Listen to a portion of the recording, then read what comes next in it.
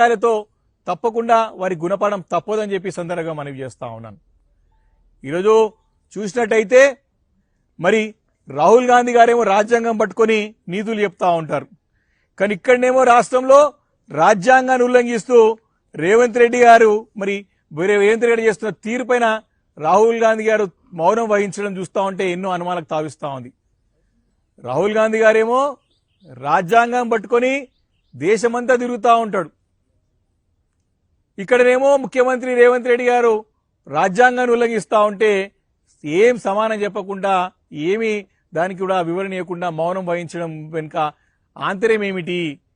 ఢిల్లీకి మూటలు మోస్తున్నాడు కాబట్టే ఇక్కడ రాష్ట్రం హైదరాబాద్ నగరం నుంచి ఇక్కడ తెలంగాణ రాష్ట్రంలో సొమ్మునంత దోచుకొని మూటలు ఢిల్లీకి మోస్తున్నాడు కాబట్టి రాహుల్ గాంధీ గారు మౌనం వహిస్తున్నారని చెప్పి స్పష్టంగా అర్థమవుతుందని చెప్పి తొందరగా మనం చేస్తా ఉన్నాను.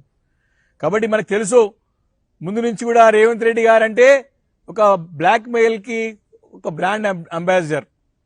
ఈరోజు ఇలాంటి హైడ్రాని అడ్డం పెట్టుకొని అధికారికంగా మరి వ్యాపారస్తులని రియల్ ఎస్టేట్ వాళ్ళందరినీ కూడా మరి భయభ్రాంతులకు గురి చేసి ఏ రకంగా దోపిడీ చేస్తున్నాడో మనకు అందరికి తెలుసు. కాబట్టి మరి దీనిపైన సమాధానం చెప్పాల్సిన అవసరం ఈరోజు ప్రభుత్వం పైన ఉంది, ముఖ్యమంత్రి గారి పైన ఉన్నది.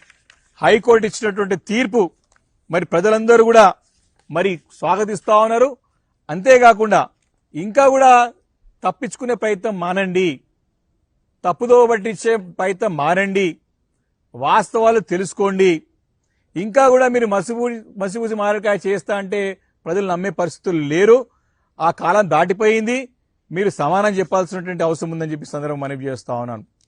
మరి హైడ్రా కమిషనర్ పై హైకోర్టు ఇచ్చిన తీర్పుతో రేవంత్ రెడ్డికి కౌంట్ డౌన్ మొదలైందని చెప్పి సందర్భంగా మనవి చేస్తా ఉన్నా.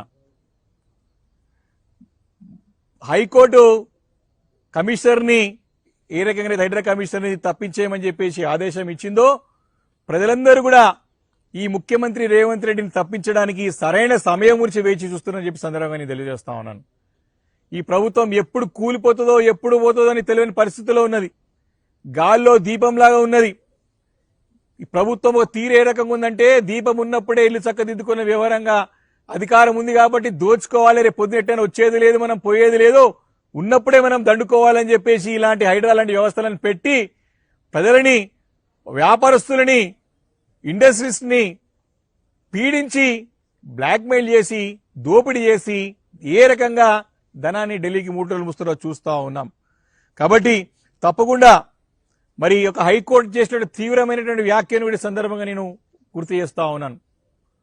ఎంత తీవ్రమైనటువంటి ఒక ప్రభుత్వం హైడ్రా కమిషనర్ చెప్పిందంటే ఈ హైడ్రా కమిషనర్ రంగనాథ్ని మరి 9 తలల సర్పమని హైకోర్టు అన్నదంటే మనం అర్థమవుతా ఉన్నది ఎన్ని దాష్టికాలు, ఎన్ని అరచకాలు, ఎన్ని దౌర్జన్యాలు ఈ హైడ్రా చేసిందో అని.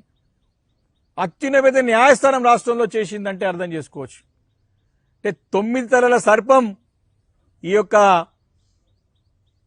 రంగనాథ్ అయితే 10 తలల రావణుడు ఈ యొక్క రేవంత్ రెడ్డిని చెప్పి సందర్భంగా మనవి చేస్తా ఉన్నాను. తప్పకుండా మేము ఒకటి ఈరోజు బీఆర్ఎస్ పార్టీ తరఫున డిమాండ్ చేస్తా ఉన్నాం. ఈ యొక్క జరిగినటువంటి యొక్క దోపిడీ మామూలు దోపిడీ కాదు.